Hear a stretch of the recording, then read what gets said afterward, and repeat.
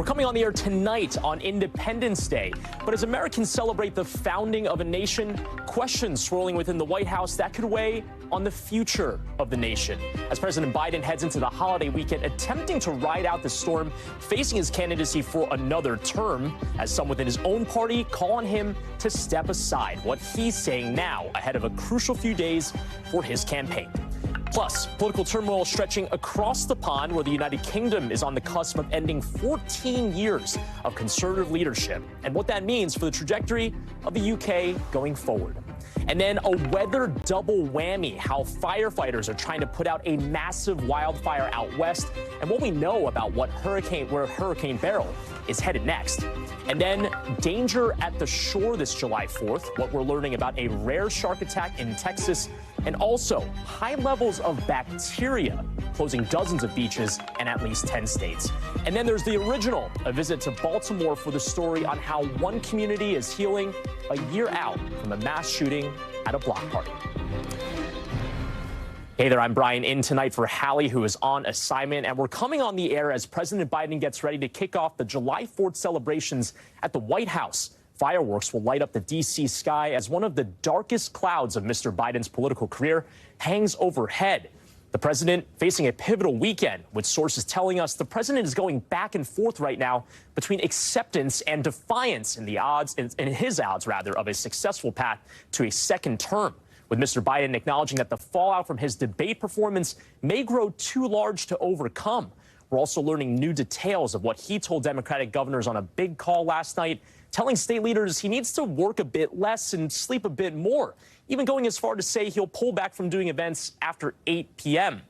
Mr. Biden also telling those governors that he did see a doctor after the debate and that everything was okay. But compare that to what the White House press secretary said just hours earlier, saying, nope, he did not get checked out by a doctor.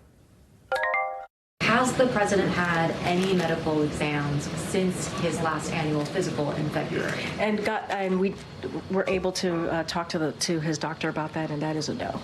He hasn't had any kind of medical exam? No. Inside the White House hope that they can do damage control on TV. ABC now saying they'll air the first post-debate interview with the president tomorrow in prime time instead of Sunday as previously planned. All of it coming as pressure builds from inside the president's own party. Two House Democrats have called for the president to give up the nomination. And in just the last few hours, another said he's no longer throwing his absolute support behind the president. We've got this covered from all angles tonight. NBC's Julie Sirkin is up on Capitol Hill. Vanity Fair special correspondent Brian Stelter is here. But we want to start off with Hallie Rafa at the White House. Hallie, what do the next few days look like as Mr. Biden tries to move forward here? Yeah, Brian, well, I think one important thing to look at the next few days is really the timing of the president's future events, especially in the wake of those comments we know that he gave to Democratic governors at the White House yesterday during this meeting, in which he said that he would like more sleep. He suggested one way to do that is to hold more events before 8 p.m. But regardless, there is going to be a massive spotlight on the president the next couple days. We know that tomorrow he's heading to battleground Wisconsin, a state that he narrowly won over former President Trump in 2020. He's going to be holding a rally there and then, of course, sit down for that primetime interview with ABC News, that high-stakes interview in which we expect him to address that core debate performance last week. And the questions leading into the weekend could really be narrowed down to whether the president can handle this added spotlight, this added attention, whether that added attention potentially raises the likelihood of him making a misstep, and of course, whether the damage done since that debate is even reversible, Brian. Now, growing more vocal during all of this, right, are allies of VP Kamala Harris. And NBC spoke to 7 sources who basically say that if the president steps aside, that it's going to be her turn, right? And we've seen the memes online as well in that vein. Has anything that we're hearing both publicly and even behind the scenes indicated that the vice president herself might be embracing that? Well, we know this is a matter of discussion privately, but at least publicly, the White House is adamant. They're saying that this is not even within the realm of possibility. They're saying that President Biden is going nowhere. He's staying in this race. They are dedicating so much effort to really presenting this image of solidarity, of unity between President Biden and Vice President Kamala Harris. And we have seen the vice president in recent days come out as one of the president's fiercest defenders. We also know that they shared, which they do sometimes, lunch yesterday. But as far as the polling goes, even though that Vice President Kamala Harris would be the most expected backup option, poll after poll really shows that she isn't necessarily the most ideal choice for Dems. And remember, this election is expected to come down to turnout, to voter enthusiasm. And it's still unclear whether she can get enough voters enthused to get to the polls and make enough of a difference. Yeah, nonetheless, those numbers do look a little more favorable to her, though. But Hallie at the White House, thank you. Really appreciate it. Well, Julie, let's go over to you now. Yesterday, we saw that group of Democratic governors come out from the White House and basically throw their full support behind the president. But I'm wondering, is that the case from the Democrats in Congress? We've heard from a number of them so far. No, absolutely not, Brian. And I think that's really what's concerning to President Biden and his closest circle of advisors, that this isn't just pundits on television talking about the president's debate performance. These are his allies on Capitol Hill. I talked to one Democratic lawmaker yesterday, anonymously, of course, who told me privately, look, this isn't just a one-off situation. We've been in rooms with the president before. We know that the debate performance was perhaps far below his baseline, but he did appear weak, perhaps more tired in recent meetings with these lawmakers. And this is really concerning to them, especially because this is somebody they love and respect. This is not a legacy that they want to see for President Biden, especially if he loses to Trump, should he stay in the race because of his debate performance. We do also have Democratic lawmakers that maybe aren't coming out publicly and calling on Biden to step aside, but privately they are thinking so, and even publicly coming pretty close to that. Here's Scott Peters, a Democratic lawmaker from California, just today.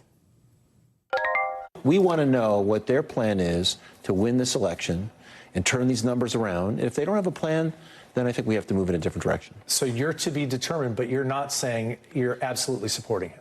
I don't think we can at this point. The point is to win the election.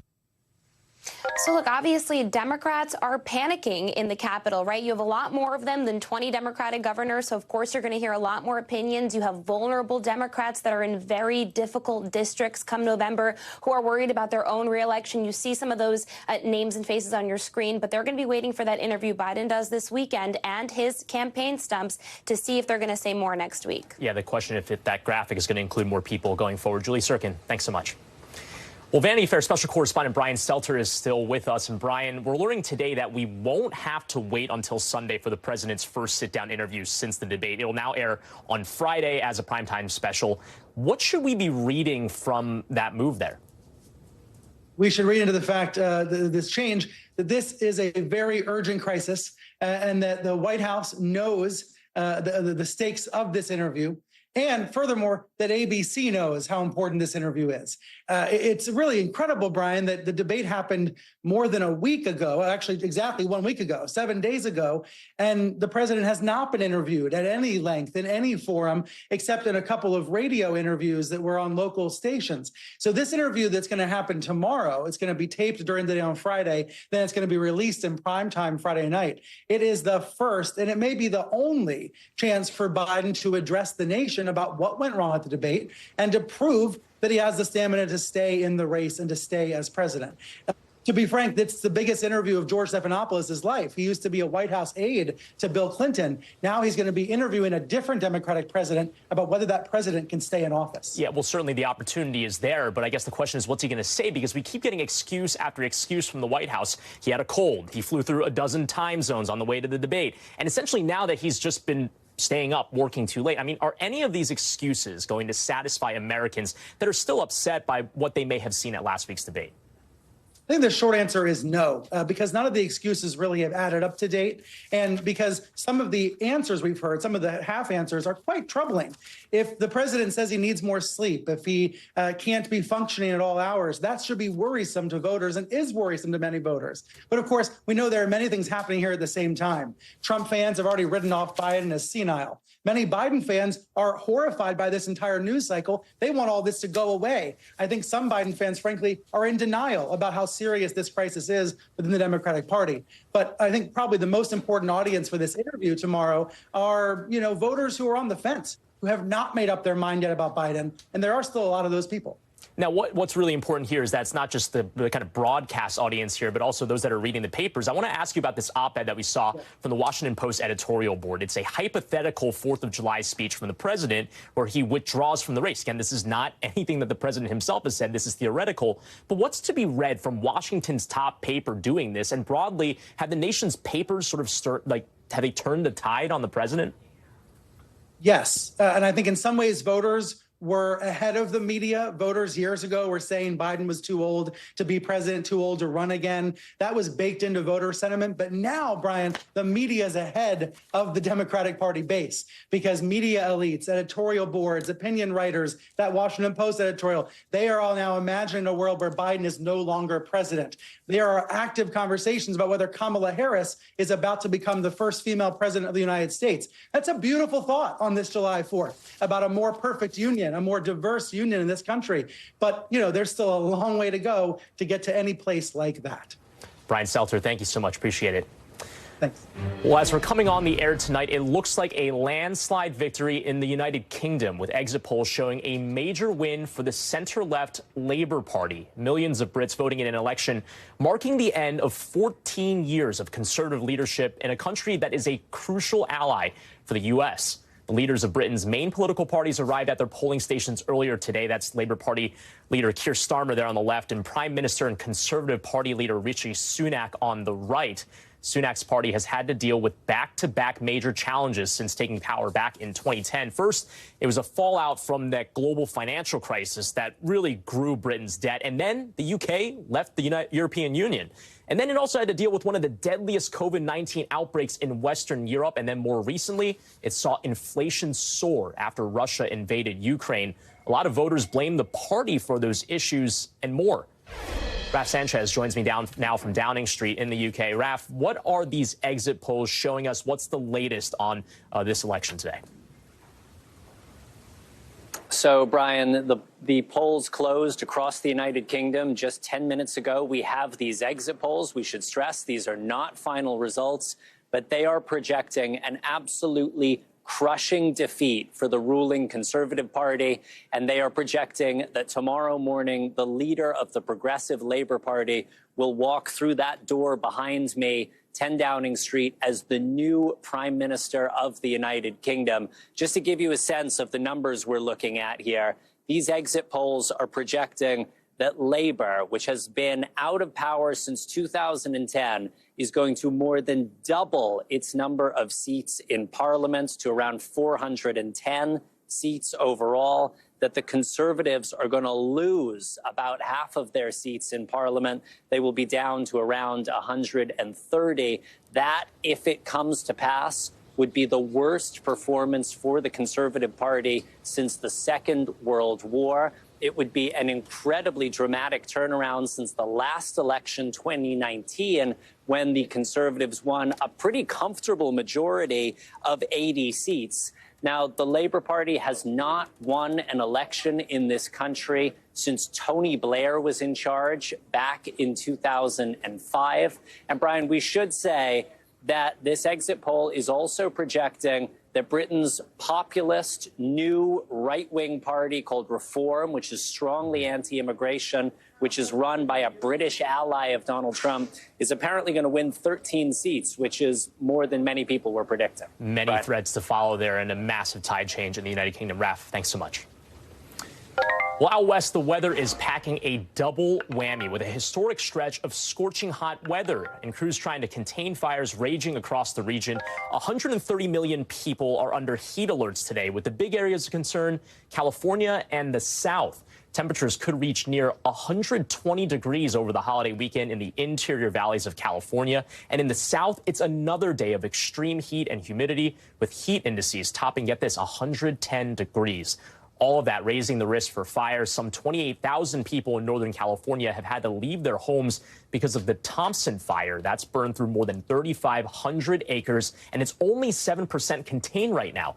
Meanwhile, in the Caribbean, Hurricane Beryl is gradually getting weaker as we assess the damage left behind from its path over the Cayman Islands earlier today. And across Jamaica overnight, 2 people are dead after the storm brought down power lines and left hundreds homeless or in shelters. We've got a report from there in a minute, and Michelle Grossman's got our forecast. But we're going to start off with Steve Patterson, who is in Oroville, California. And Steve, you know, so many people have had to pack up and go as soon as possible because of this fire. What are you hearing on the ground there? Yeah, I visited one of the local shelters. It is unbelievable, the stories that they tell. We spoke to one woman. Her name's Lynette Bailey. She had to essentially saw the flames, saw the smoke, immediately packed up everything into her car and then drove, except 2 considerations. 1, her dog, and 2, her 90-year-old father. Imagine that. Imagine having to pack up everything you own in the blink of an eye, not knowing it's going to be there when you get back, and then just driving. That is what she's going through right now. She's at a local shelter, but because of her dog, she is not able to go inside the shelter. So for the past 2 nights, she's been sleeping outside in what is only described as the temperature is insufferable. It is 110 degrees right now, 108 yesterday. It was like this all day yesterday. It will be like this all day today. Horrific firefighting conditions, but even worse for people that had to leave with just the clothes on their back. Here's Lynette. Listen to this. I'm more worried about my dad. 90's too tough to be handling this. I'm gonna have to find a brother or a sister that could take him in where it's cooler, but he doesn't want to leave. Heartbreaking to hear, but no other options. Meanwhile, firefighters still on the front lines here. Obviously, 26 to 28,000 people evacuated from their homes. 4 structures destroyed, including homes. And firefighters do have now what they consider significant containment. 7% doesn't sound like much, but compared to what it was when we were in these red flag winds, they are making progress. It is just slow going with this intense heat. I'm not even putting a water bottle down to talk to you, Brian, because it is so difficult just to stand here. Back to you. Just absolutely heartbreaking stuff there. Hopefully further progress coming soon. Steve, thanks so much. Appreciate it. Well, now let's turn to Jamaica, where Sam Brock is covering the aftermath of Hurricane Beryl. Good afternoon. I'm reporting right now from Mandeville. This is about halfway between Kingston and Treasure Beach, where we're hearing some of the worst damage from Beryl was inflicted. Look over my shoulder right now. You got all of these trees that are just out there in the roadways. This is all we've been seeing for the last 30 or 40 minutes driving out west, and it's sort of jackknifing cars trying to get their way around traffic. At the same time, we have also seen power lines that are down, with many vehicles really coming very, very close to these power lines. So you can understand why the Prime Minister of Jamaica is urging people, please don't go near them. Keep your distance. We do have some updated information to get to you as well from authorities. The Constabulary Force, basically Jamaica's police force, has confirmed that there have been 2 deaths related to this storm. One of them, a 26-year-old man who was playing soccer at the time with friends as this storm was coming through. And unfortunately, a ball left their stadium. He went to go retrieve it in the water.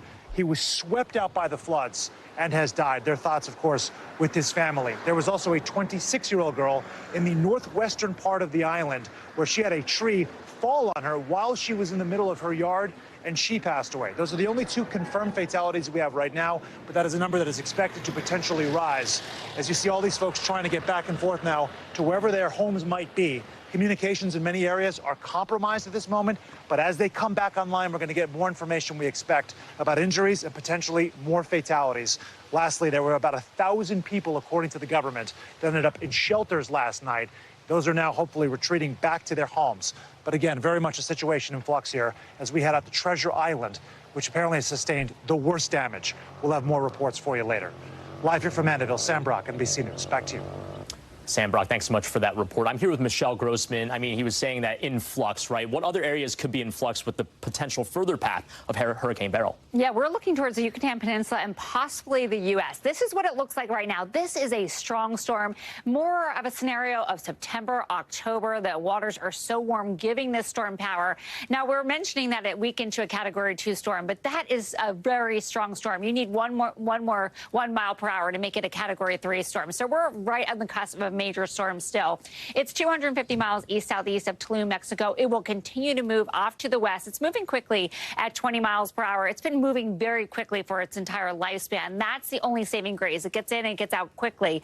But right now we're seeing that Category 2 storm. Notice all these tropical alerts over the Yucatan Peninsula, and it will make landfall over the Yucatan Peninsula. That would be the third landfall second landfall as a Category 1 storm. So Category 2 storm, still a Category 2 storm Friday, 12 a.m. It's going to make landfall, and then it's going to weaken to a tropical storm. It's sort of encountering some wind shear right now that kind of tears it up a bit, so it will weaken a bit. And then it's going to weaken as it goes over the terrain of the Yucatan Peninsula. And then look what happens as we go throughout time here. Still a tropical storm as we get towards Saturday at 12 o'clock. And then this is where things start to get interesting. We re-strengthen because the Gulf is so warm, and we're looking at a Category 1 storm. We should see those winds slack off a bit as well. And notice this cone of uncertainty. We have to look from here all the way to here to kind of anticipate where that landfall is going to be. That certainly encompasses portions of southern Texas, also Mexico. So this is what we're going to be watching over the next several days. We're still very far away to determine that exact landfall, but it's anywhere from later Sunday into early Monday. Brian? Michelle, thanks so much. Appreciate it. Mm-hmm. Right now, July 4th celebrations are happening all around the country, and earlier an annual tradition crowned a new champion. Patrick Bertoletti winning his first men's title at the Nathan's Hot Dog Eating Contest today. That was in Coney Island. He ate 58 hot dogs in just 10 minutes. At one point, I think it was like 7 hot dogs per minute. We haven't seen so few hot dogs eaten, though, since 2010. That was when Katy Perry's California Girls was the song of the summer. The reason, well, because reigning champ Joey Chestnut, who holds the record at 76 hot dogs, wasn't competing in it after he signed a sponsorship deal with Impossible Foods. That's a plant-based imitation meat brand that we've told you about. Meanwhile, over on the women's side, we have a new world record. Defending champion Miki Sudo holding on to her title, chowing down on 51 hot dogs in 10 minutes. But for everyone else celebrating, let's say with more mild festivities, security does remain top of mind for law enforcement. Police are on high alert and out in full force monitoring for any signs of threats. How? Using technology like drones and even counterterrorism boats to keep large crowds safe. NBC's Gary Grumbach is on a boat on the Potomac River ahead of DC's fireworks display. We'll get to him in a moment, but let's start off with Emily Aketa. She's in Weehawken, New Jersey, where people will see New York City's fireworks show in just a few hours from now. So, Emily, what are officials looking out for that huge fireworks display this evening? Hey there, Brian. Good to be with you. Yeah, we have a front row seat to the largest fireworks display in the entire country. I can tell you that security on both sides of the Hudson River, they are beefing up patrols with fireworks set to launch from what will be barges moving in behind me. Federal authorities say right now there is no credible threat to these events across the country, but we're hearing from law enforcement officials across the country, and they are on high alert. We obtained an intelligence bulletin according to a source that indicates that a leading concern at this point is some kind of what would be a lone actor, a lone wolf that would be trying to carry out some kind of agenda. Again, that's according to a source. The NYPD today says it is rolling out its biggest presence ever for Independence Day celebrations with drones, dogs, thousands of police officers, both in uniform, also in plain clothes. So it's not just about the presence you see. There's also stuff going on behind the scenes. There's also, they're utilizing thermal imaging as well. I will tell you, we are out here. We still have a couple of hours before the fireworks begin, but already thousands of spectators have begun to line up, to flock to the water's edge. This is the first time it's being held, this fireworks display on the Hudson River since 2013. Officials expect the numbers to actually reach into the millions to talk about just how many people are going to be gathering here. The show is set to run 25 minutes, Brian. Emily, thanks so much. Happy 4th to you. Well, let's bring in Gary Grumbach now. Now, Gary, you're on the Potomac. Tell us about what officials are doing there to keep people safe. It looks very active. Tell us about what you're doing right now. Yeah. Hello from the Potomac River, Brian. We are on DC Fireboat 2 here in the middle of the Potomac with our friends from DC Fire. As you can see, it is starting to rain out here, so these folks are patrolling the river, making sure everybody's safe, making sure everybody's doing well. You can see some of the rain actually on our radar here in the northern part of the screen here. And then you also see folks not minding at all that it's raining. Boats are anchored out throughout the Potomac River. And this DC Fire operation is all part of a joint operation between the Coast Guard, Metropolitan Police, and agencies up and down the area in the region of the DMV. And it's all, one of the things they're focused on here is boating safety, making sure that folks, just like in your car, if you're drinking, you're not driving. They say that if you're boating, feel free to have a couple drinks, enjoy yourself, but make sure you have a designated driver as well. They say very similar things about fireworks safety. Make sure you're being very safe as it relates to dealing with the fireworks when you light them off later tonight. Here's what the fire marshal here in D.C. had to say. Especially illegal fireworks, they can be going off a lot faster than you anticipate, so they can, explode or launch, before you anticipate, and that can cause burn injuries. It can cause traumas like injuries to hands and fingers, and it can even cause death. So these are incredibly dangerous. We want you to leave those to professionals. We don't want anybody ending up in the emergency room this holiday. And there's a real patchwork of legality when it comes to fireworks. Here in D.C., you can't have anything as a consumer that goes off the ground. You can have stuff that's sparklers and things that are playful on the ground. But in Maryland, Virginia, rules are very different. If you live in Massachusetts, you can't have any consumer fireworks at all. So you have to go to one of those professional fireworks shows to be able to see any fireworks. But I want to just show you around a little bit longer here what folks are looking at outside. We've got the Washington Monument to our left here. You've got boats in the water. All these folks trying to get a good spot to be able to see one of the largest fireworks shows in the entire nation. We do expect the rain to let up in the next hour or so, and folks are going to get quite a treat tonight. Yeah, although our White House producer is saying that the rain has even delayed the D.C. barbecue over at the White House, so we'll see. Hopefully that weather clears up. Stay dry, Gary. Thanks so much. Appreciate it. Happy 4th to you. Well, coming up, Brad Summer taking over the Miami airport in a way that might surprise you. But first, the new federal investigation into an Olympics doping scandal, what it could mean for the Summer Games, with the countdown clock ticking closer and closer to Paris.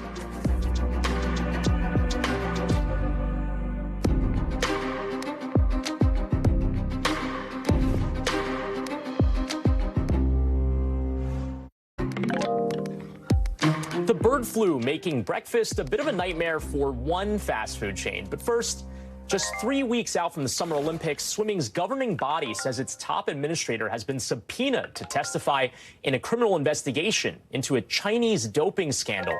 World Aquatics confirmed the U.S. investigation to the Associated Press, and it's centered around the case of 23 Chinese swimmers who tested positive for a banned substance in 2021, but were allowed to continue competing in the Tokyo Games. 11 of those swimmers who tested positive are set to compete in Paris. David Noriega is joining us now. So, David, what else do we know about why the United States is doing this investigation in the first place? Yeah, Brian, so the reason that the U.S. is doing this investigation is because they have the authority to do so under a relatively recent and pretty controversial law that was passed in 2020 in the aftermath of the major Russian doping scandal of the time. This law allows U.S. authorities to investigate international doping conspiracies, doping schemes, even if they don't directly involve American athletes, as long as they involve athletes from other countries competing in competitions that do include American athletes or sponsors or broadcasters. So that's why in this instance, for example, even though this is a scandal involving Chinese swimmers and the World Anti-Doping Authority, again, no American athletes are being accused of anything here. It is the FBI, it is the U.S. Department of Justice that is leading this investigation. Brian? Yeah, certainly an open question about the U.S. authority there. But, I mean, remind us big picture about what went down in 2021, right? Because we only just a few months ago learned about these swimmers' positive tests in the first place.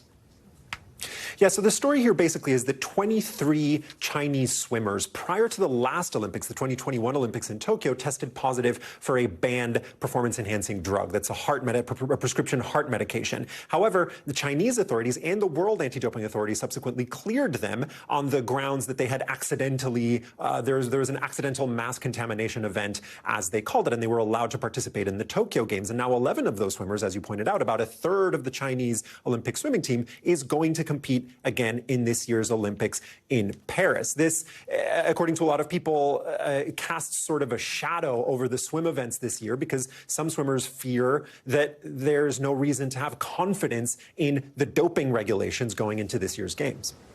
Certainly something that's going to overhang those events happening just shortly later on this month. David Noriega, thanks so much.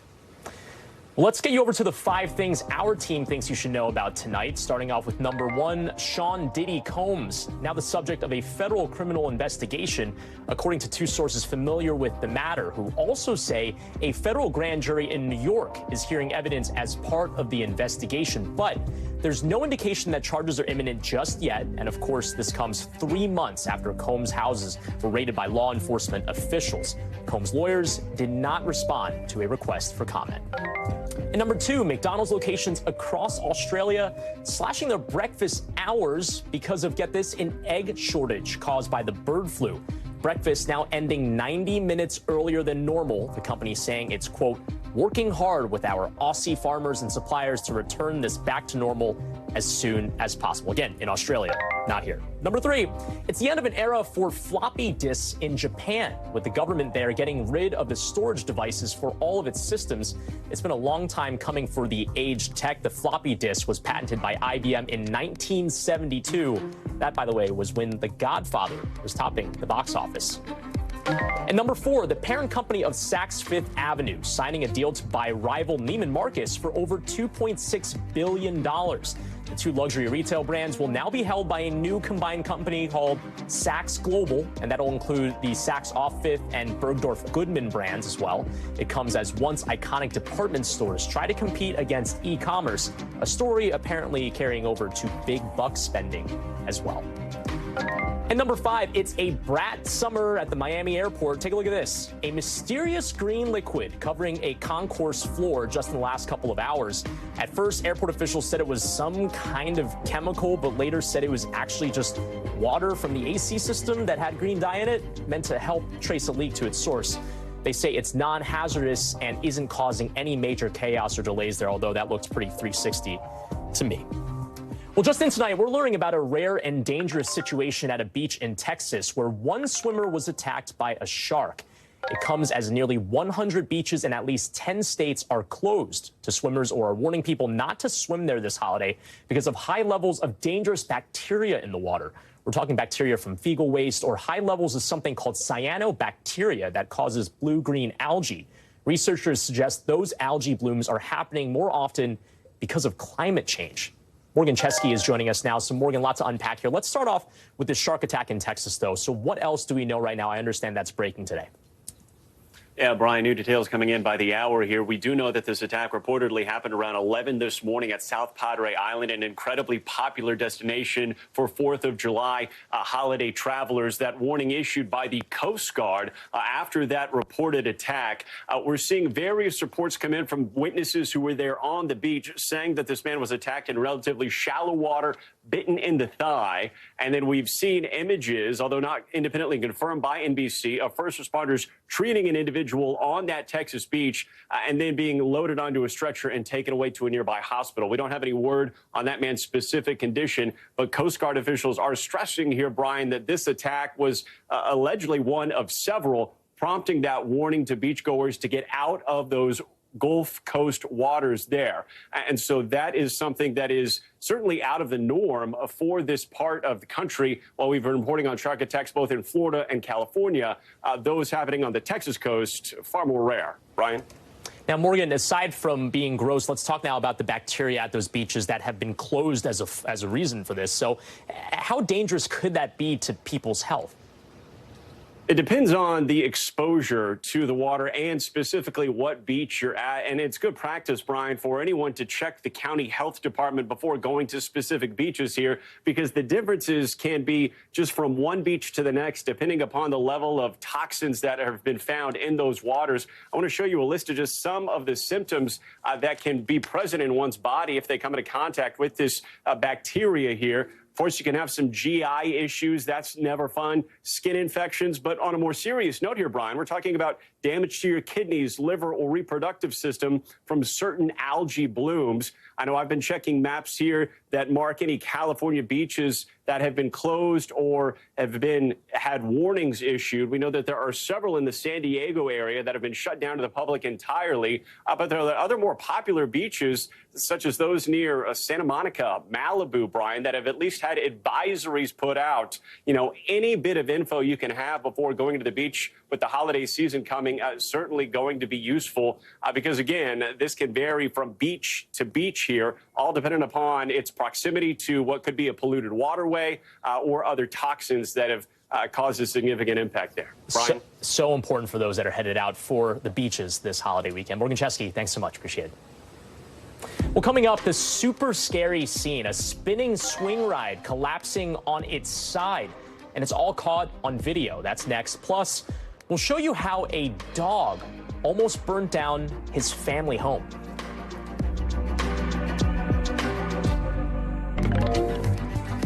To tonight's original now, with in-depth reporting on a topic we've been watching. And tonight, it's a horrific shooting that took place in South Baltimore 1 year ago this week. 2 people were killed, 28 others were hurt, most of them in their teens. And mothers of the victims have now come together to support one another. And tonight, they're speaking out exclusively together for the first time to our Yamiche Alcindor. Tamika Limbreth and Crystal Gonzalez cannot stop thinking about the nightmare they experienced 1 year ago. I relive this day like there's no tomorrow. And to think our kids just wanted to enjoy themselves. Their children, 20-year-old Kylis Fagbemi and 18-year-old Aaliyah Gonzalez, were shot and killed during the worst mass shooting in Baltimore's history. 28 others were wounded. I found my son, but in order for me to get to my son, I went past Aaliyah first. But when Crystal got there and the way she screamed, any mother would have felt that in their bones. That was the beginning of the worst night of my life. Kylis and Aaliyah died after people started shooting at the Brooklyn Day event, an annual block party held in the city-run Brooklyn Homes community. He wanted to become a traveling ultrasound tech, and he was supposed to leave on that Monday. So, yeah, he wanted to go and help people. Aaliyah was the warmest, compassionate, beautiful soul I've ever encountered. It should have never happened, and this could have been prevented. 9 victims remain at area hospital. That sentiment that this did not have to happen echoed by Baltimore's top brass. Last year, Mayor Brandon Scott released a report detailing the actions of multiple city agencies. Baltimore's police department was singled out for failing to respond to multiple warnings as the crowd swelled to an estimated 900 people, and for officer indifference to several calls for help, including reports that some in the crowd were armed. They didn't give a damn, plainly and bluntly. Ma'am, I'm trying to locate your address. Okay? It's Brooklyn Home. Okay. Oh, they seriously getting it. Okay, get down, ma'am. Get down. The people who were calling, begging for someone to come help them. It was heartbreaking. Last week, Baltimore's police announced disciplinary action against 8 officers and 4 staff members. 2 of them are facing termination. Do you believe that police should have been at this annual event? I think it's fair to say that if you were there the year before, you should have been there then. In a statement to NBC News, Baltimore's police commissioner said in part that the department has made several arrests and significant progress in addressing the issues from the Brooklyn Day shooting, and that the investigation continues. That's not enough for Aaliyah and Kylis's mothers. They're planning to sue the city. Explain why you're suing. Because the police neglected this community. They weren't acting the way they should have acted to police and protect and serve.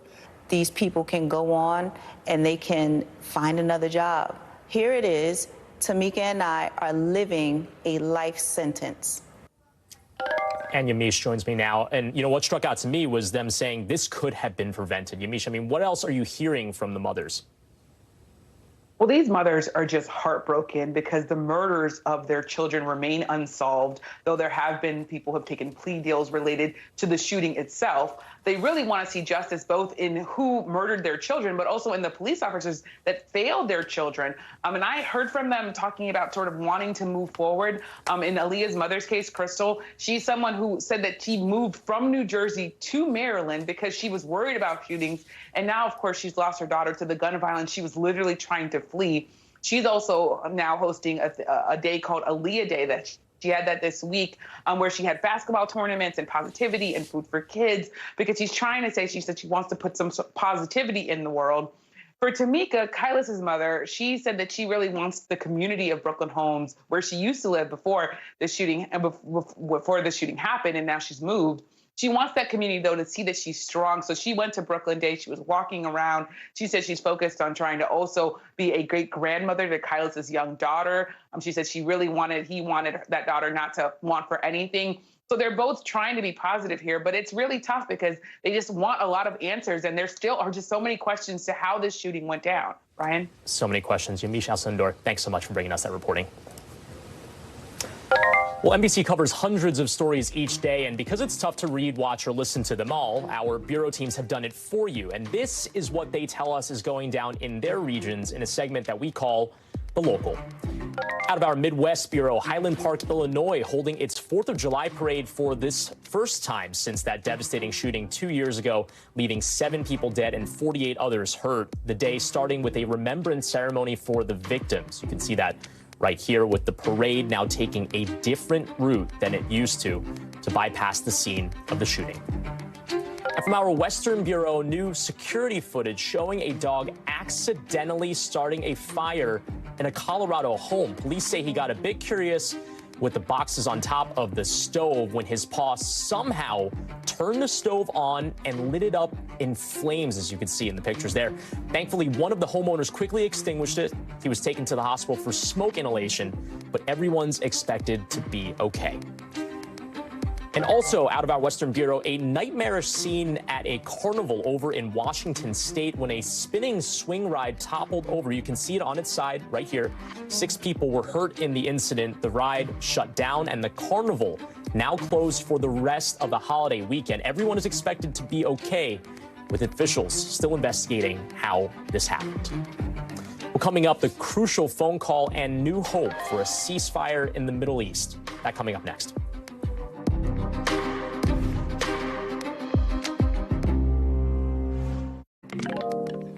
President Biden and Israeli Prime Minister Benjamin Netanyahu speaking on the phone today about ongoing efforts to finalize a ceasefire deal. The plan considered includes a phased ceasefire in Gaza and the release of all hostages still held by Hamas in return for a truce and withdrawal of Israeli forces from Gaza. But at this point, neither side has fully embraced the plan. Matt Bradley has more from Tel Aviv. Well, we could finally be seeing a glimmer of hope after months of failed negotiations to try to release those remaining hostages in the Gaza Strip. There was a phone call tonight between Biden, the president of the United States, and Benjamin Netanyahu, the Israeli prime minister, in which they discussed Hamas's response to Israel's proposal from several weeks ago to create some sort of peace in the Gaza Strip, to free those remaining hostages who are still being held in Gaza, and maybe to release what could become hundreds, maybe thousands of prisoners who are being held by the Israelis, Palestinian prisoners. Now, this is negotiations that have been going on for several months. The last time we saw a successful breakthrough was when there was a 1-week-long pause all the way back in November. But we've seen so many false dawns over the past several months. And, the United States has been sending diplomats. They've been sending the Secretary of State, Antony Blinken, Bill Burns, the head of the CIA, repeatedly to the Middle East, trying to resolve this. And it has evaded all of them. But this, according to Israeli media, who are quoting sources within the Israeli political and security establishment, looks like the best hope so far to some sort of deal. Now, again, this has eluded negotiators so many times in the past. It's hard to get optimistic about this. But if it is true, if this does bring some measure of peace to the Gaza Strip, it comes at a very opportune moment because the situation on the northern border of Israel with Lebanon is really heating up. We just saw Hezbollah launched, according to the IDF, about 200 projectiles over Lebanon's border into Israel, as well as about 20 drones. Now, this is a situation that has been percolating for the past several months, really ever since October 7th attacks started this whole latest round of violence. And everybody who has been watching this situation very closely says that the best solution to solving both the massive bloodshed in Gaza, freeing those hostages, and averting what could become a region-wide war between Israel and Hezbollah is to create some sort of peace deal that would free those hostages in the Gaza Strip. Hezbollah has said that if there is a peace deal, they will halt their attacks on Israel. Getting to this deal is still the last best shot at both saving lives in Gaza and averting a region-wide war that could even bring in the United States. That war, by some estimates, claiming over 30,000 lives in Gaza. Thanks to Matt Bradley for that report. Appreciate it. Well, still to come, the story of a Wall Street trailblazer who believes art and furniture are the keys to unifying America.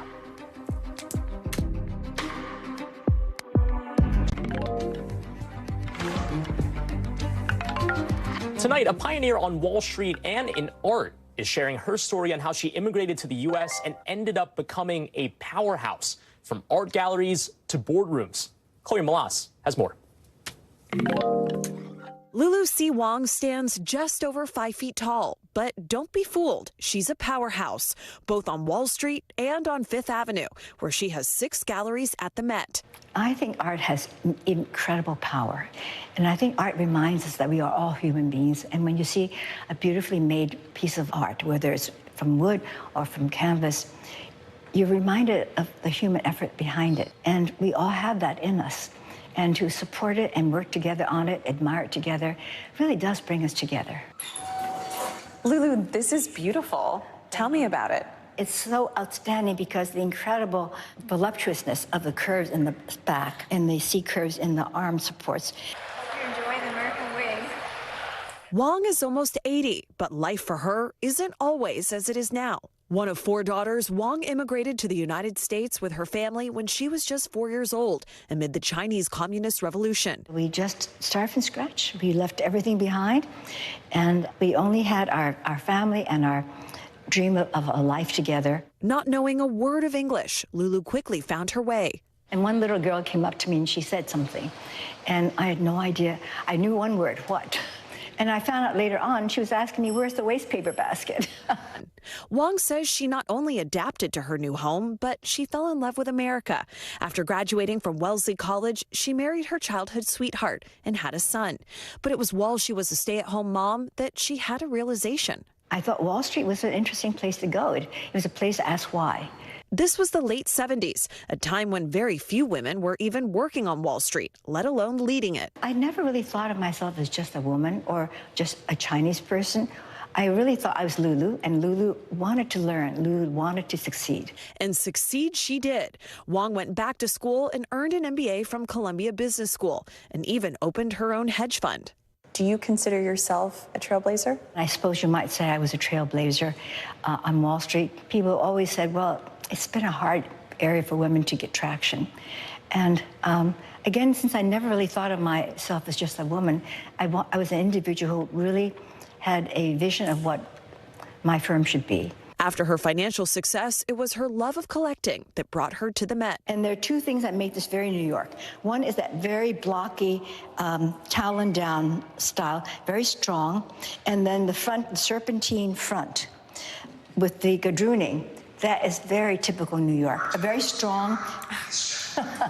I'm always setting off the alarms. But it's yours, so you're allowed. It is. I'm home, I can touch it. For Lulu, the Met is a place that is a daily reminder of her American dream journey.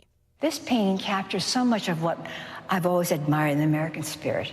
And what I think what draws immigrants to America, that there is a sense of courage and standing for the right things in life. Amid a time when the country is divided and on America's 248th birthday, she hopes her story inspires others. I really feel if you start life with a positive attitude and you find yourself in a situation like in America where everything is possible, then you can be the best you can.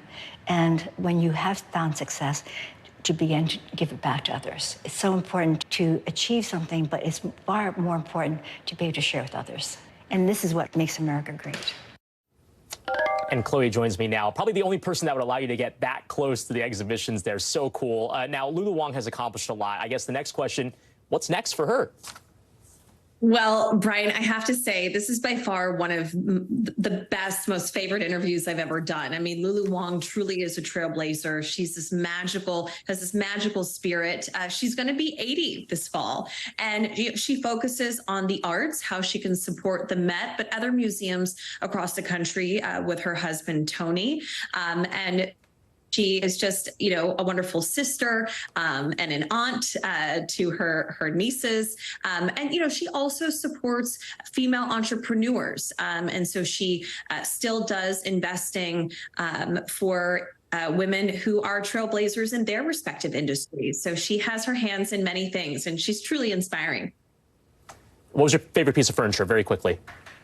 The yellow couch. That looked very cool. I want one of those in my house. Thanks so much, Chloe. Well, that's a wrap for this hour. Thanks for sticking with us for this 4th of July. More coverage picks up right now.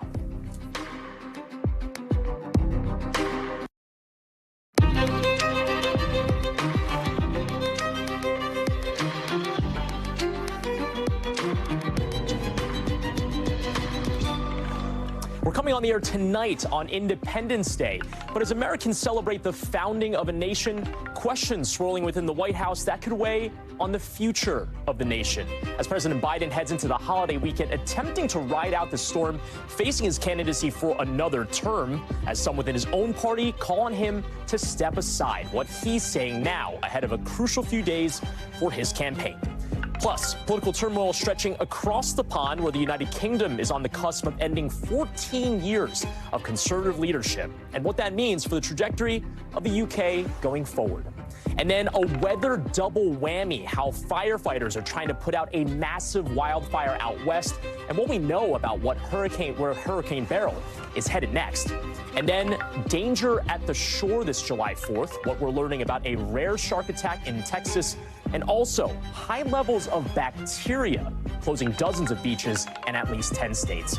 And then there's the original, a visit to Baltimore for the story on how one community is healing a year out from a mass shooting at a block party.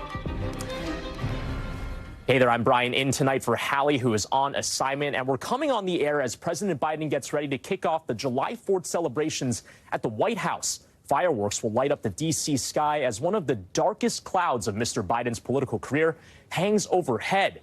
The president facing a pivotal weekend, with sources telling us the president is going back and forth right now between acceptance and defiance in his odds of a successful path to a second term, with Mr. Biden acknowledging that the fallout from his debate performance may grow too large to overcome. We're also learning new details of what he told Democratic governors on a big call last night, telling state leaders he needs to work a bit less and sleep a bit more, even going as far to say he'll pull back from doing events after 8 p.m. Mr. Biden also telling those governors that he did see a doctor after the debate and that everything was okay. But compare that to what the White House press secretary said just hours earlier, saying, nope, he did not get checked out by a doctor. Has the president had any medical exams since his last annual physical in February? And we were able to talk to his doctor about that, and that is a no. He hasn't had any kind of medical exam? No. Inside the White House hope that they can do damage control on TV. ABC now saying they'll air the first post-debate interview with the president tomorrow in prime time instead of Sunday as previously planned. All of it coming as pressure builds from inside the president's own party. 2 House Democrats have called for the president to give up the nomination. And in just the last few hours, another said he's no longer throwing his absolute support behind the president. We've got this covered from all angles tonight. NBC's Julie Sirkin is up on Capitol Hill. Vanity Fair special correspondent Brian Stelter is here. But we want to start off with Hallie Rafa at the White House. Hallie, what do the next few days look like as Mr. Biden tries to move forward here? Yeah, Brian. Well, I think one important thing to look at the next few days is really the timing of the president's future events, especially in the wake of those comments we know that he gave to Democratic governors at the White House yesterday during this meeting, in which he said that he would like more sleep. He suggested one way to do that is to hold more events before 8 p.m. But regardless, there is going to be a massive spotlight on the president the next couple days. We know that tomorrow he's heading to Battleground, Wisconsin, a state that he narrowly won over former President Trump in 2020. He's going to be holding a rally there and then, of course, sit down for that primetime interview with ABC News, that high-stakes interview in which we expect him to address that poor debate performance last week. And the questions leading into the weekend could really be narrowed down to whether the president can handle this added spotlight, this added attention, whether that added attention potentially raises the likelihood of him making a misstep, and of course, whether the damage done since that debate is even reversible, Brian. Now, growing more vocal during all of this, right, are allies of VP Kamala Harris. And NBC spoke to 7 sources who basically say that if the president steps aside, that it's going to be her turn, right? And we've seen the memes online as well in that vein. Has anything that we're hearing both publicly and even behind the scenes indicated that the vice president herself might be embracing that? Well, we know this is a matter of discussion privately, but at least publicly, the White House is adamant. They're saying that this is not even within the realm of possibility. They're saying that President Biden is going nowhere. He's staying in this race. They are dedicating so much effort to really presenting this image of solidarity, of unity between President Biden and Vice President Kamala Harris. And we have seen the president, the vice president in recent days come out as one of the president's fiercest defenders. We also know that they shared, which they do sometimes, lunch yesterday.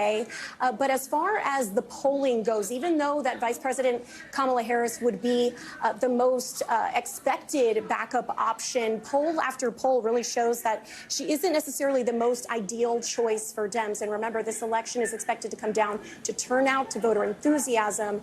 It's still unclear whether she can get enough voters enthused to get to the polls and make enough of a difference. Yeah, nonetheless, those numbers do look a little more favorable to her, though. But Ali Rafa at the White House, thank you. Really appreciate it. Well, Julie, let's go over to you now. Yesterday, we saw that group of Democratic governors come out from the White House and basically throw their full support behind the president. But I'm wondering, is that the case from the Democrats in Congress? We've heard from a number of them so far.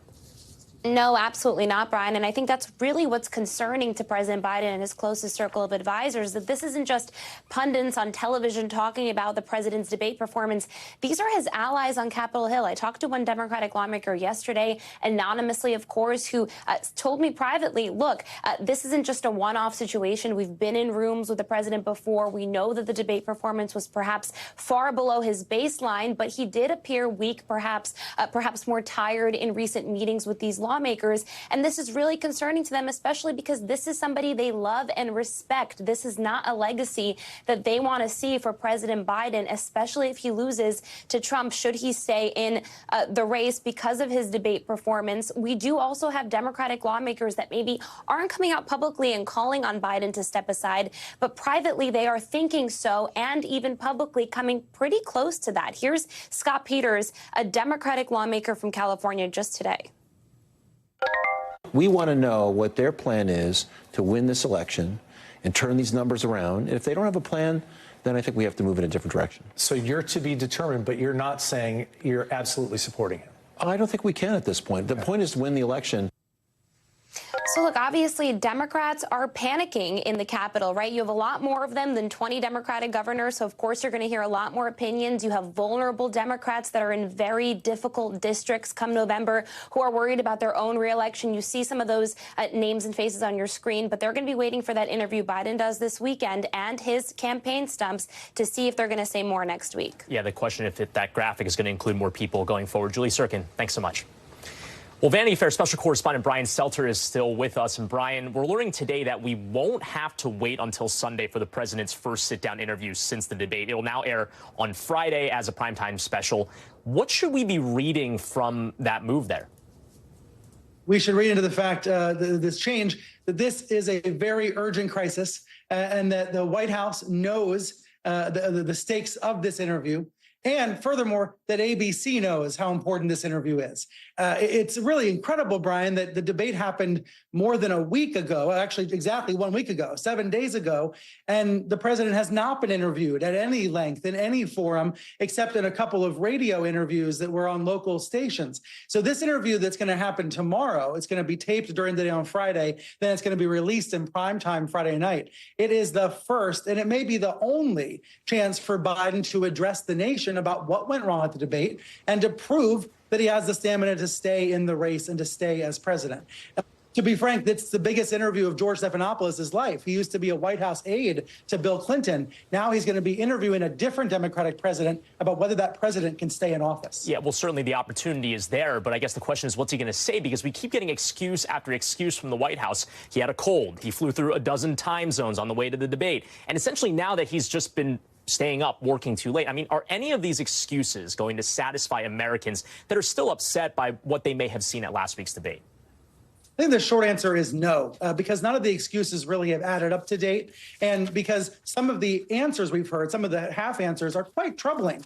If the president says he needs more sleep, if he can't be functioning at all hours, that should be worrisome to voters and is worrisome to many voters. But of course, we know there are many things happening here at the same time.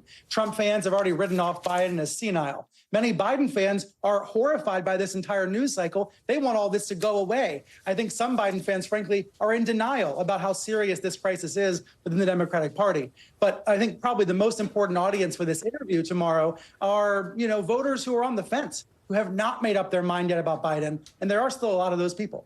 Now, what's really important here is that it's not just the kind of broadcast audience here, but also those that are reading the papers. I want to ask you about this op-ed that we saw from the Washington Post editorial board. It's a hypothetical 4th of July speech from the president where he withdraws from the race. Again, this is not anything that the president himself has said. This is theoretical. But what's to be read from Washington's top paper doing this? And broadly, have the nation's papers sort of have they turned the tide on the president? Yes. And I think in some ways voters were ahead of the media. Voters years ago were saying Biden was too old to be president, too old to run again. That was baked into voter sentiment. But now, Brian, the media is ahead of the Democratic Party base because media elites, editorial boards, opinion writers, that Washington Post editorial, they are all now imagining a world where Biden is no longer president. There are active conversations about whether Kamala Harris is about to become the first female president of the United States. That's a beautiful thought on this July 4th about a more perfect union, a more diverse union in this country. But, there's still a long way to go to get to any place like that. Brian Stelter, thank you so much. Appreciate it. Thanks. Well, as we're coming on the air tonight, it looks like a landslide victory in the United Kingdom, with exit polls showing a major win for the center-left Labour Party. Millions of Brits voting in an election marking the end of 14 years of conservative leadership in a country that is a crucial ally for the U.S. The leaders of Britain's main political parties arrived at their polling stations earlier today. That's Labour Party leader Keir Starmer there on the left and Prime Minister and Conservative Party leader Rishi Sunak on the right. Sunak's party has had to deal with back-to-back major challenges since taking power back in 2010. First, it was a fallout from that global financial crisis that really grew Britain's debt. And then the UK left the European Union. And then it also had to deal with one of the deadliest COVID-19 outbreaks in Western Europe. And then more recently, it saw inflation soar after Russia invaded Ukraine. A lot of voters blame the party for those issues and more. Raf Sanchez joins me now from Downing Street in the UK. Raf, what are these exit polls showing us? What's the latest on this election today?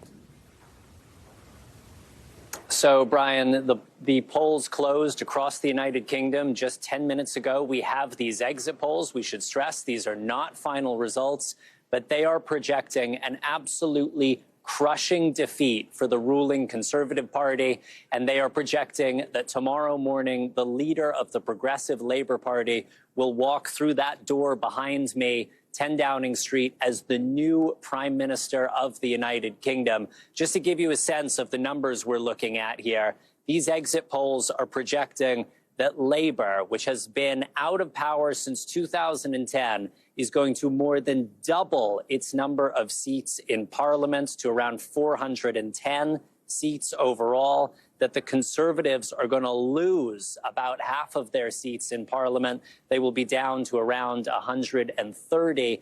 That, if it comes to pass, would be the worst performance for the Conservative Party since the Second World War. It would be an incredibly dramatic turnaround since the last election, 2019, when the Conservatives won a pretty comfortable majority of 80 seats. Now, the Labour Party has not won an election in this country since Tony Blair was in charge back in 2005. And Brian, we should say that this exit poll is also projecting that Britain's populist new right-wing party called Reform, which is strongly anti-immigration, which is run by a British ally of Donald Trump, is apparently going to win 13 seats, which is more than many people were predicting. Many threads to follow there and a massive tide change in the United Kingdom. Raf, thanks so much. Well, out west, the weather is packing a double whammy with a historic stretch of scorching hot weather and crews trying to contain fires raging across the region. 130 million people are under heat alerts today, with the big areas of concern, California and the South. Temperatures could reach near 120 degrees over the holiday weekend in the interior valleys of California. And in the South, it's another day of extreme heat and humidity, with heat indices topping, get this, 110 degrees. All of that raising the risk for fires. Some 28,000 people in Northern California have had to leave their homes because of the Thompson fire. That's burned through more than 3,500 acres, and it's only 7% contained right now. Meanwhile, in the Caribbean, Hurricane Beryl is gradually getting weaker as we assess the damage left behind from its path over the Cayman Islands earlier today. And across Jamaica overnight, 2 people are dead after the storm brought down power lines and left hundreds homeless or in shelters. We've got a report from there in a minute, and Michelle Grossman's got our forecast. But we're going to start off with Steve Patterson, who is in Oroville, California. And Steve, you know, so many people have had to pack up and go as soon as possible because of this fire. What are you hearing on the ground there? Yeah, I visited one of the local shelters. It is unbelievable, the stories that they tell. We spoke to one woman. Her name's Lynette Bailey. She had to essentially saw the flames, saw the smoke, immediately packed up everything into her car and then drove, except 2 considerations. 1, her dog, and 2, her 90-year-old father. Imagine that. Imagine having to pack up everything you own in the blink of an eye, not knowing it's going to be there when you get back, and then just driving. That is what she's going through right now. She's at a local shelter, but because of her dog, she is not able to go inside the shelter. So for the past 2 nights, she's been sleeping outside in what is only described as the temperature is insufferable. It is 110 degrees right now, 108 yesterday. It was like this all day yesterday. It will be like this all day today. Horrific firefighting conditions, but even worse for people that had to leave with just the clothes on their back. Here's Lynette. Listen to this. I'm more worried about my dad. 90's too tough to be handling this. I'm gonna have to find a brother or a sister that could take him in where it's cooler, but he doesn't want to leave. Heartbreaking to hear, but no other options. Meanwhile, firefighters still on the front lines here. Obviously, 26,000 to 28,000 people evacuated from their homes. 4 structures destroyed, including homes. And firefighters do have now what they consider significant containment. 7% doesn't sound like much, but compared to what it was when we were in these red flag winds, they are making progress. It is just slow going with this intense heat. I'm not even putting a water bottle down to talk to you, Brian, because it is so difficult just to stand here. Back to you. Just absolutely heartbreaking stuff there. Hopefully further progress coming soon. Steve, thanks so much. Appreciate it. Well, now let's turn to Jamaica, where Sam Brock is covering the aftermath of Hurricane Beryl. Good afternoon. I'm reporting right now from Mandeville. This is about halfway between Kingston and Treasure Beach, where we're hearing some of the worst damage from Beryl was inflicted. Look over my shoulder right now. You got all of these trees that are just out there in the roadways. This is all we've been seeing for the last 30 or 40 minutes driving out west, and it's sort of jackknifing cars trying to get their way around traffic. At the same time, we have also seen power lines that are down, with many vehicles really coming very, very close to these power lines. So you can understand why the Prime Minister of Jamaica is urging people, please don't go near them. Keep your distance. We do have some updated information to get to you as well from authorities. The Constabulary Force, basically Jamaica's police force, has confirmed that there have been 2 deaths related to this storm. One of them, a 26-year-old man who was playing soccer at the time with friends as this storm was coming through. And unfortunately, a ball left their stadium. He went to go retrieve it in the water, He was swept out by the floods and has died. Their thoughts, of course, with his family. There was also a 26-year-old girl in the northwestern part of the island where she had a tree fall on her while she was in the middle of her yard, and she passed away. Those are the only 2 confirmed fatalities we have right now, but that is a number that is expected to potentially rise. As you see all these folks trying to get back and forth now to wherever their homes might be. Communications in many areas are compromised at this moment, but as they come back online, we're going to get more information, we expect, about injuries and potentially more fatalities. Lastly, there were about 1,000 people, according to the government, that ended up in shelters last night.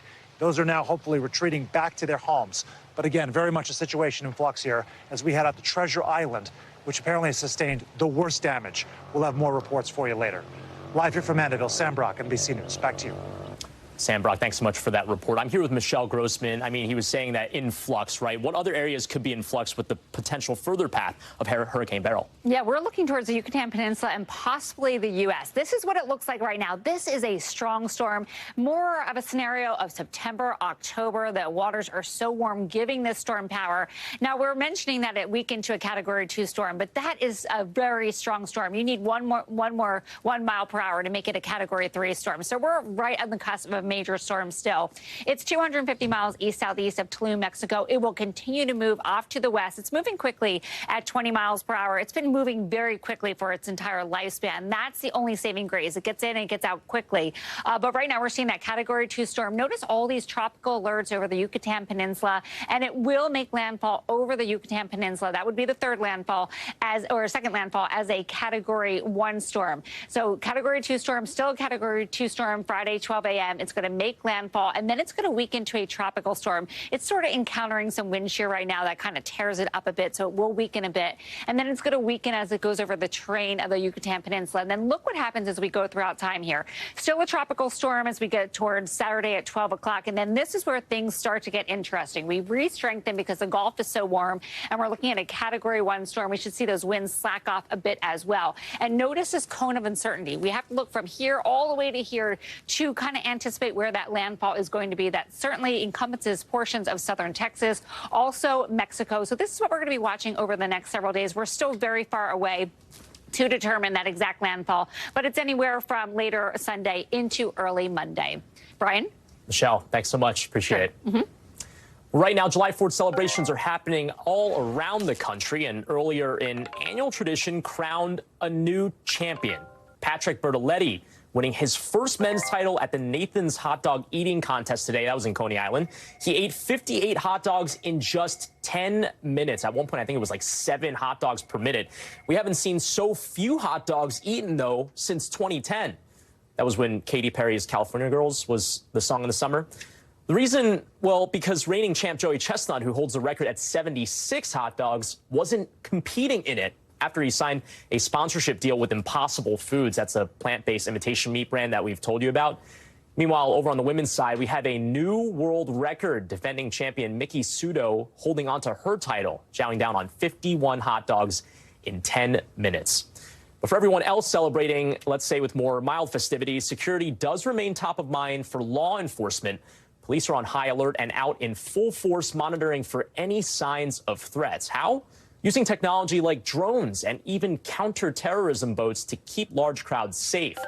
NBC's Gary Grumbach is on a boat on the Potomac River ahead of DC's fireworks display. We'll get to him in a moment, but let's start off with Emily Aketa. She's in Weehawken, New Jersey, where people will see New York City's fireworks show in just a few hours from now. So, Emily, what are officials looking out for that huge fireworks display this evening?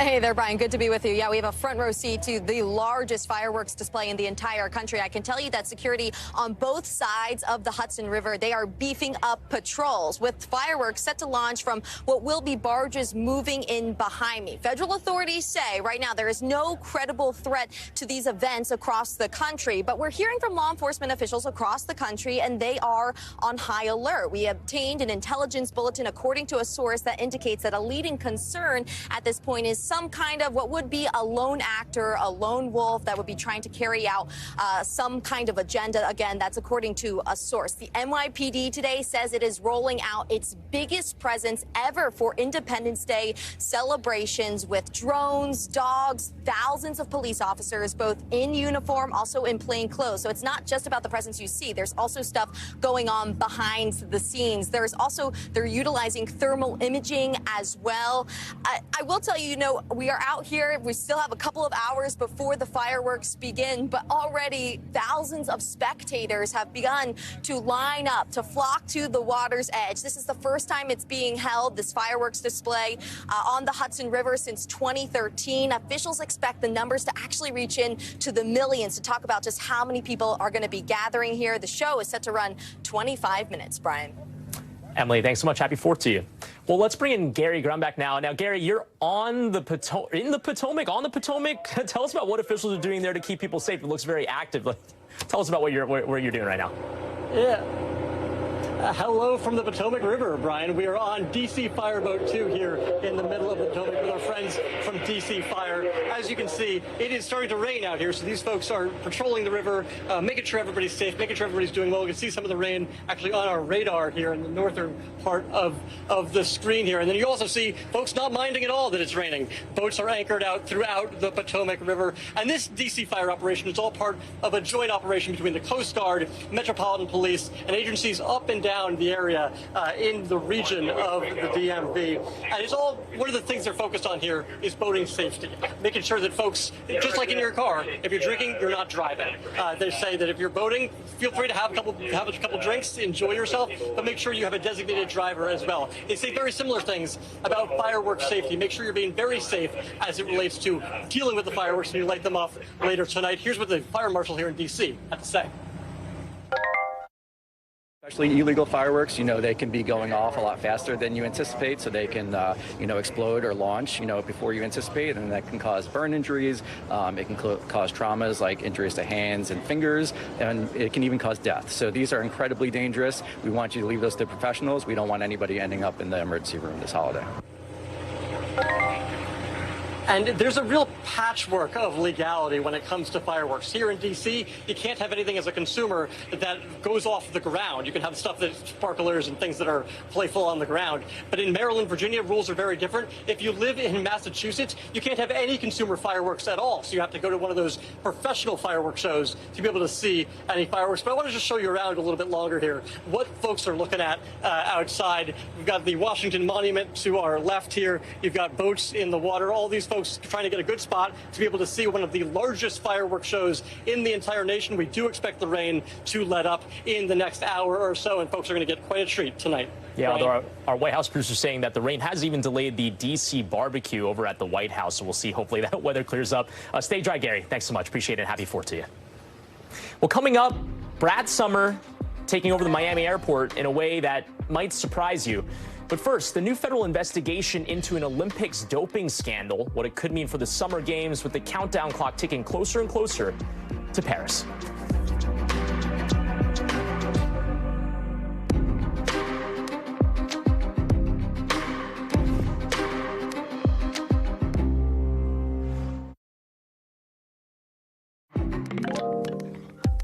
The bird flu making breakfast a bit of a nightmare for one fast food chain. But first, just 3 weeks out from the Summer Olympics, swimming's governing body says its top administrator has been subpoenaed to testify in a criminal investigation into a Chinese doping scandal.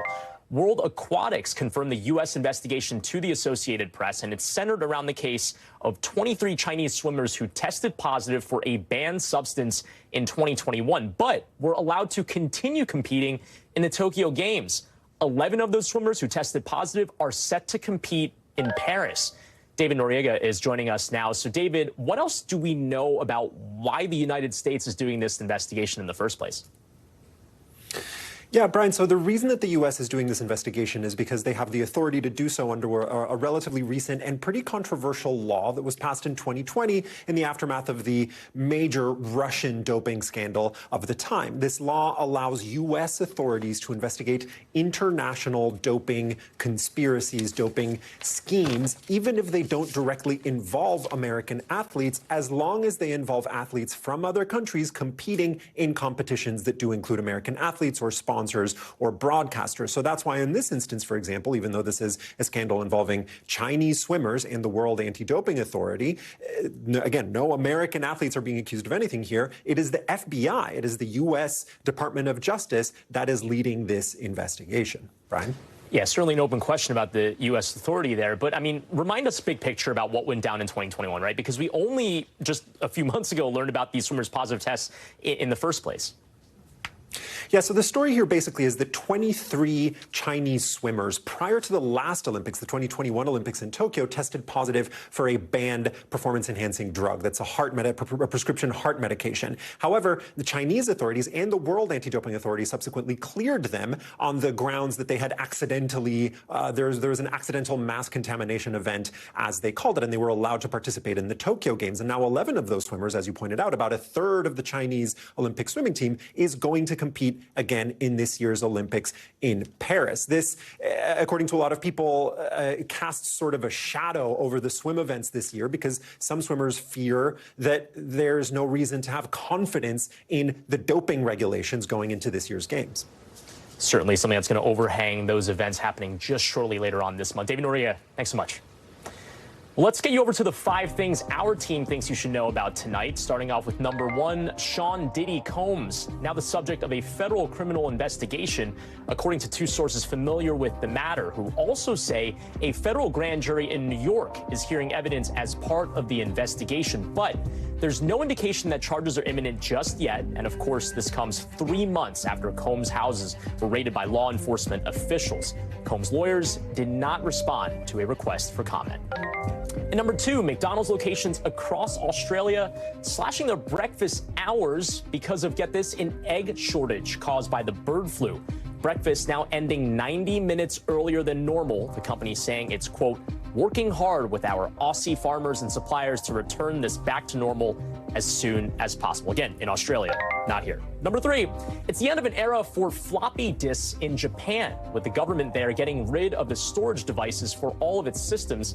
It's been a long time coming for the aged tech. The floppy disk was patented by IBM in 1972. That, by the way, was when The Godfather was topping the box office.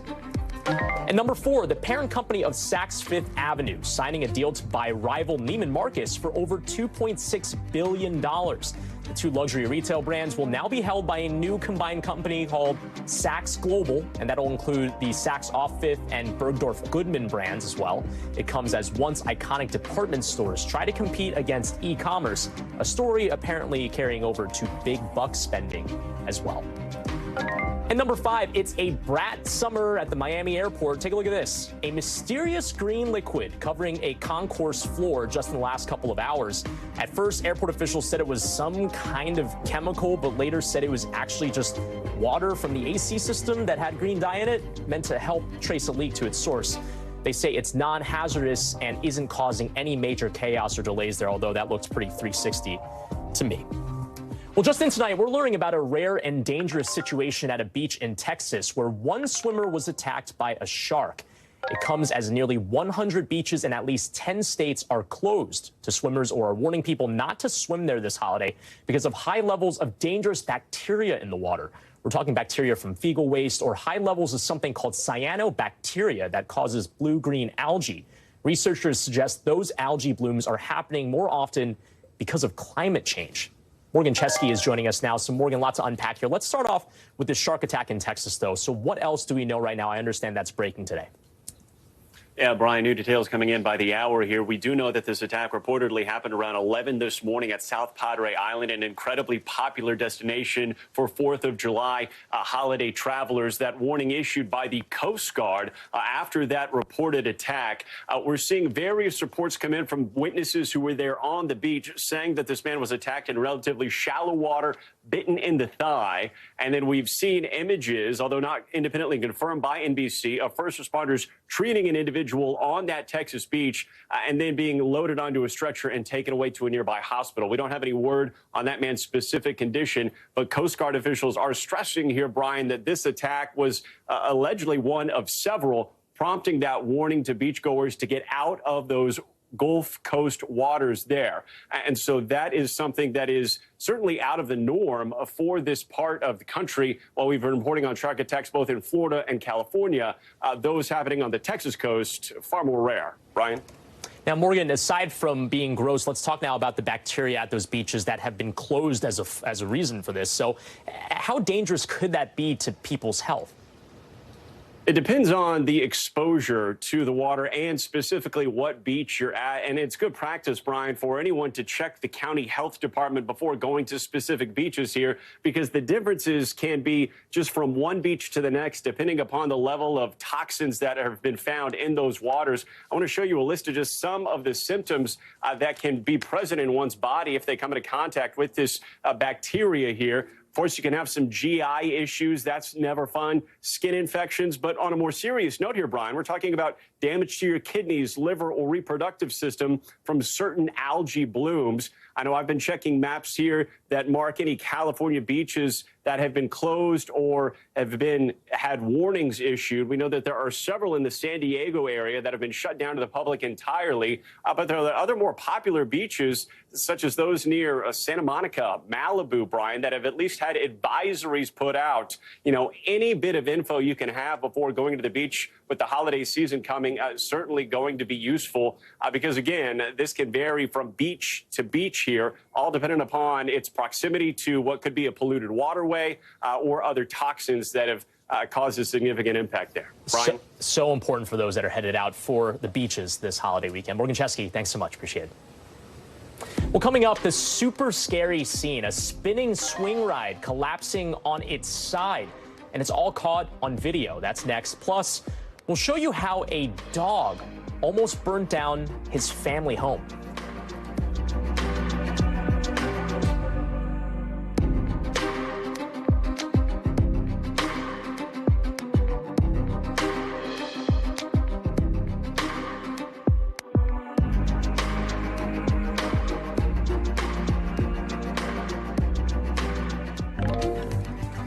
To tonight's original now, with in-depth reporting on a topic we've been watching. And tonight, it's a horrific shooting that took place in South Baltimore 1 year ago this week. 2 people were killed, 28 others were hurt, most of them in their teens. And mothers of the victims have now come together to support one another. And tonight, they're speaking out exclusively together for the first time to our Yamiche Alcindor. Tamika Limbreth and Crystal Gonzalez cannot stop thinking about the nightmare they experienced 1 year ago. I relived this day like there's no tomorrow. And to think our kids just wanted to enjoy themselves. Their children, 20-year-old Kylis Fagbemi and 18-year-old Aaliyah Gonzalez, were shot and killed during the worst mass shooting in Baltimore's history. 28 others were wounded. I found my son, but in order for me to get to my son, I went past Aaliyah first. But when Crystal got there and the way she screamed, any mother would have felt that in their bones. That was the beginning of the worst night of my life. Kylis and Aaliyah died after people started shooting at the Brooklyn Day event, an annual block party held in the city-run Brooklyn Homes community. He wanted to become a traveling ultrasound tech, and he was supposed to leave on that Monday. So, yeah, he wanted to go and help people. Aaliyah was the warmest, compassionate, beautiful soul I've ever encountered. It should have never happened, and this could have been prevented. 9 victims remain at area hospitals. That sentiment that this did not have to happen echoed by Baltimore's top brass. Last year, Mayor Brandon Scott released a report detailing the actions of multiple city agencies. Baltimore's police department was singled out for failing to respond to multiple warnings as the crowd swelled to an estimated 900 people, and for officer indifference to several calls for help, including reports that some in the crowd were armed. They didn't give a damn. plainly and bluntly. Ma'am, I'm trying to locate the address. Okay? It's Brooklyn Home. Okay. Oh, they seriously getting. Okay, get down, ma'am. Get down. The people who were calling, begging for someone to come help them. It was heartbreaking. Last week, Baltimore's police announced disciplinary action against 8 officers and 4 staff members. 2 of them are facing termination. Do you believe that police should have been at this annual event? I think it's fair to say that if you were there the year before, you should have been there then. In a statement to NBC News, Baltimore's police commissioner said in part that the department has made several arrests and significant progress in addressing the issues from the Brooklyn Day shooting, and that the investigation continues. That's not enough for Aaliyah and Kylas's mothers. They're planning to sue the city. Explain why you're suing. Because the police neglected this community. They weren't acting the way they should have acted to police and protect and serve. These people can go on and they can find another job. Here it is, Tamika and I are living a life sentence. And Yamiche joins me now. And, you know, what struck out to me was them saying this could have been prevented. Yamiche, I mean, what else are you hearing from the mothers? Well, these mothers are just heartbroken because the murders of their children remain unsolved, though there have been people who have taken plea deals related to the shooting itself. They really want to see justice both in who murdered their children, but also in the police officers that failed their children. And I had heard from them talking about sort of wanting to move forward. In Aaliyah's mother's case, Crystal, she's someone who said that she moved from New Jersey to Maryland because she was worried about shootings. And now, of course, she's lost her daughter to the gun violence. She was literally trying to flee. She's also now hosting a day called Aaliyah Day that she had that this week, where she had basketball tournaments and positivity and food for kids, because she's trying to say, she said she wants to put some positivity in the world. For Tamika, Kylas's mother, she said that she really wants the community of Brooklyn Homes, where she used to live before the shooting and before the shooting happened, and now she's moved. She wants that community, though, to see that she's strong. So she went to Brooklyn Day. She was walking around. She said she's focused on trying to also be a great grandmother to Kylas's young daughter. She said he wanted that daughter not to want for anything. So they're both trying to be positive here, but it's really tough because they just want a lot of answers, and there still are just so many questions to how this shooting went down. Brian? So many questions. Yamiche Alcindor, thanks so much for bringing us that reporting. Well, NBC covers hundreds of stories each day, and because it's tough to read, watch, or listen to them all, our bureau teams have done it for you. And this is what they tell us is going down in their regions in a segment that we call The Local. Out of our Midwest bureau, Highland Park, Illinois, holding its 4th of July parade for this first time since that devastating shooting 2 years ago, leaving 7 people dead and 48 others hurt. The day starting with a remembrance ceremony for the victims. You can see that right here, with the parade now taking a different route than it used to bypass the scene of the shooting. And from our Western Bureau, new security footage showing a dog accidentally starting a fire in a Colorado home. Police say he got a bit curious with the boxes on top of the stove when his paw somehow turned the stove on and lit it up in flames, as you can see in the pictures there. Thankfully, one of the homeowners quickly extinguished it. He was taken to the hospital for smoke inhalation, but everyone's expected to be okay. And also out of our Western Bureau, a nightmarish scene at a carnival over in Washington State when a spinning swing ride toppled over. You can see it on its side right here. 6 people were hurt in the incident. The ride shut down and the carnival now closed for the rest of the holiday weekend. Everyone is expected to be okay, with officials still investigating how this happened. Well, coming up, the crucial phone call and new hope for a ceasefire in the Middle East. That coming up next.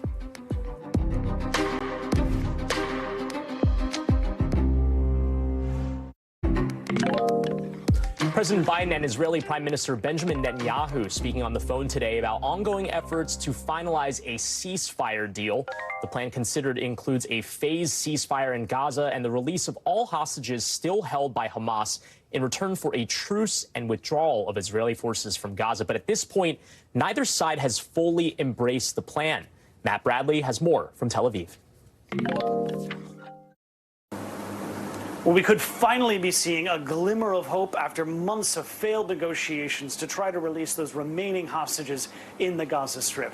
There was a phone call tonight between Biden, the president of the United States, and Benjamin Netanyahu, the Israeli prime minister, in which they discussed Hamas's response to Israel's proposal from several weeks ago to create some sort of peace in the Gaza Strip, to free those remaining hostages who are still being held in Gaza, and maybe to release what could become hundreds, maybe thousands of prisoners who are being held by the Israelis, Palestinian prisoners. Now, this is negotiations that have been going on for several months. The last time we saw a successful breakthrough was when there was a 1-week-long pause all the way back in November. But we've seen so many false dawns over the past several months. And, the United States has been sending diplomats. They've been sending the Secretary of State, Antony Blinken, Bill Burns, the head of the CIA, repeatedly to the Middle East, trying to resolve this. And it has evaded all of them.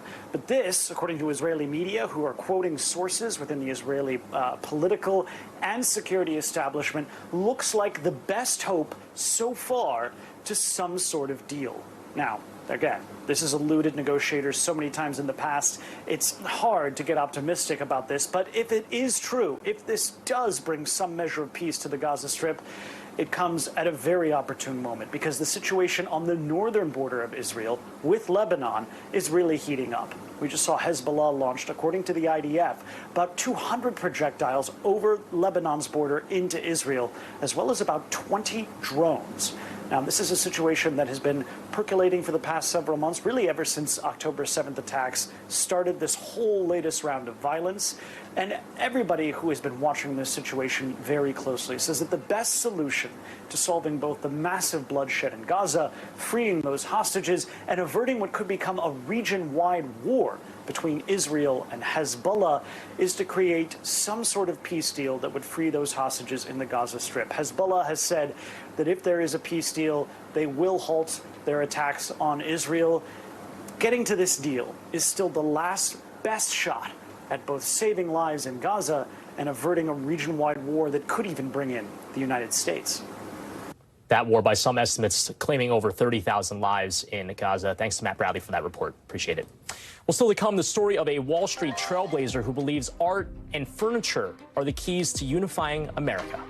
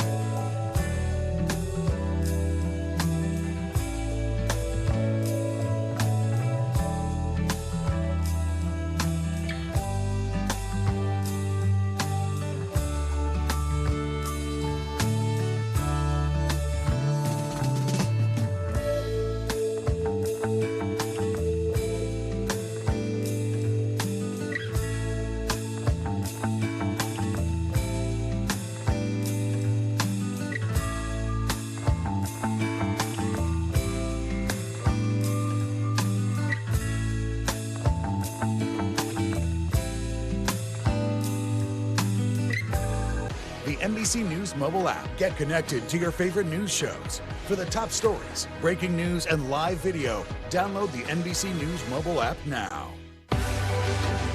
We're talking possibly 1 trillion galaxies. Yes. That is a number that is just so hard to compute. Whether it's the moon, whether it's Mars, it feels like we're on the cusp of something big.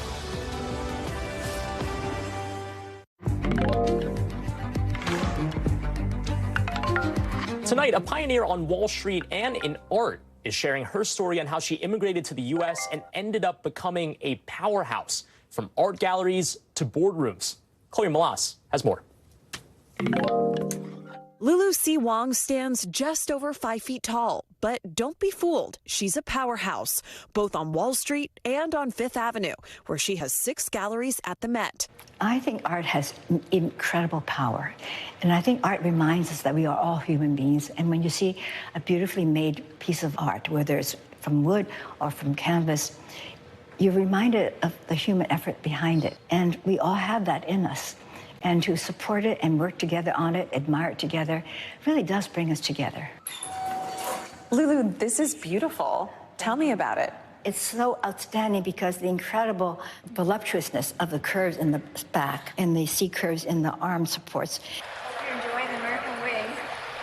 Wong is almost 80, but life for her isn't always as it is now. One of 4 daughters, Wong immigrated to the United States with her family when she was just 4 years old amid the Chinese Communist Revolution. We just started from scratch. We left everything behind, and we only had our family and our dream of a life together. Not knowing a word of English, Lulu quickly found her way. And one little girl came up to me and she said something, and I had no idea. I knew one word, what? And I found out later on, she was asking me, where's the waste paper basket? Wong says she not only adapted to her new home, but she fell in love with America. After graduating from Wellesley College, she married her childhood sweetheart and had a son. But it was while she was a stay-at-home mom that she had a realization. I thought Wall Street was an interesting place to go. It was a place to ask why. This was the late 70s, a time when very few women were even working on Wall Street, let alone leading it. I never really thought of myself as just a woman or just a Chinese person. I really thought I was Lulu, and Lulu wanted to learn. Lulu wanted to succeed. And succeed she did. Wong went back to school and earned an MBA from Columbia Business School, and even opened her own hedge fund. Do you consider yourself a trailblazer? I suppose you might say I was a trailblazer on Wall Street. People always said, well, it's been a hard area for women to get traction. And again, since I never really thought of myself as just a woman, I was an individual who really had a vision of what my firm should be. After her financial success, it was her love of collecting that brought her to the Met. And there are 2 things that make this very New York. One is that very blocky, talon down style, very strong. And then the front, the serpentine front with the gadrooning. That is very typical New York. A very strong. I'm always setting off the alarms. But it's yours, so you're allowed. It is. I'm home, I can touch it. For Lulu, the Met is a place that is a daily reminder of her American dream journey. This painting captures so much of what I've always admired in the American spirit. And what I think what draws immigrants to America, that there is a sense of courage and standing for the right things in life. Amid a time when the country is divided and on America's 248th birthday, she hopes her story inspires others. I really feel if you start life with a positive attitude and you find yourself in a situation like in America where everything is possible, then you can be the best you can. And when you have found success, to begin to give it back to others. It's so important to achieve something, but it's far more important to be able to share with others. And this is what makes America great. And Chloe joins me now. Probably the only person that would allow you to get that close to the exhibitions there. So cool. Now, Lulu Wong has accomplished a lot. I guess the next question, what's next for her? Well, Brian, I have to say, this is by far one of the best, most favorite interviews I've ever done. I mean, Lulu Wong truly is a trailblazer. She's has this magical spirit. She's going to be 80 this fall. And she focuses on the arts, how she can support the Met, but other museums across the country with her husband, Tony. And she is just, a wonderful sister and an aunt to her nieces. And, she also supports female entrepreneurs. And so she still does investing for women who are trailblazers in their respective industries. So she has her hands in many things, and she's truly inspiring. What was your favorite piece of furniture, very quickly? The yellow couch. That looked very cool. I want one of those in my house. Thanks so much, Chloe. Well, that's a wrap for this hour. Thanks for sticking with us for this 4th of July. More coverage picks up right now.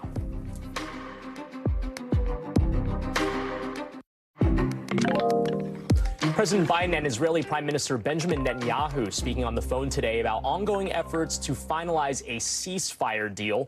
The plan considered includes a phased ceasefire in Gaza and the release of all hostages still held by Hamas in return for a truce and withdrawal of Israeli forces from Gaza. But at this point, neither side has fully embraced the plan. Matt Bradley has more from Tel Aviv. Well, we could finally be seeing a glimmer of hope after months of failed negotiations to try to release those remaining hostages in the Gaza Strip. There was a phone call tonight between Biden, the President of the United States, and Benjamin Netanyahu, the Israeli Prime Minister, in which they discussed Hamas's response to Israel's proposal from several weeks ago to create some sort of peace in the Gaza Strip, to free those remaining hostages who are still being held in Gaza, and maybe to release what could become hundreds, maybe thousands of prisoners who are being held by the Israelis, Palestinian prisoners.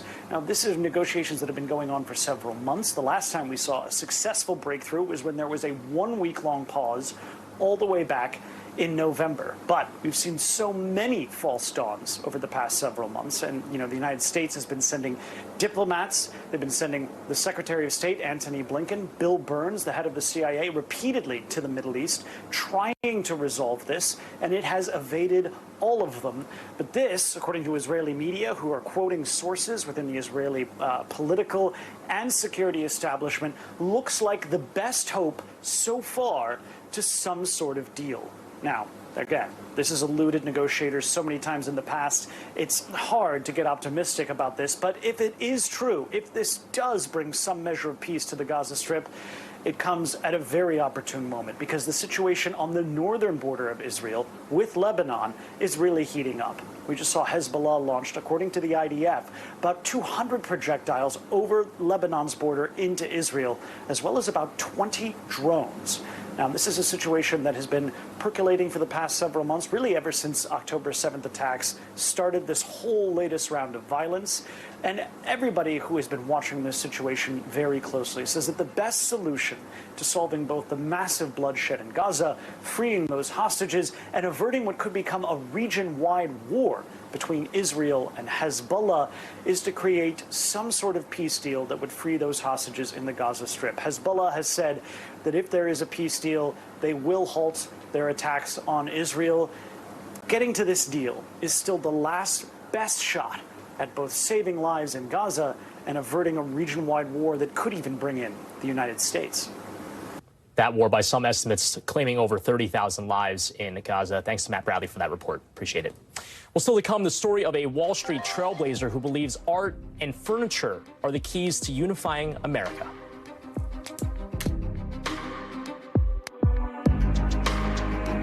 Thanks for watching. Stay updated about breaking news and top stories on the NBC News app or follow us on social media.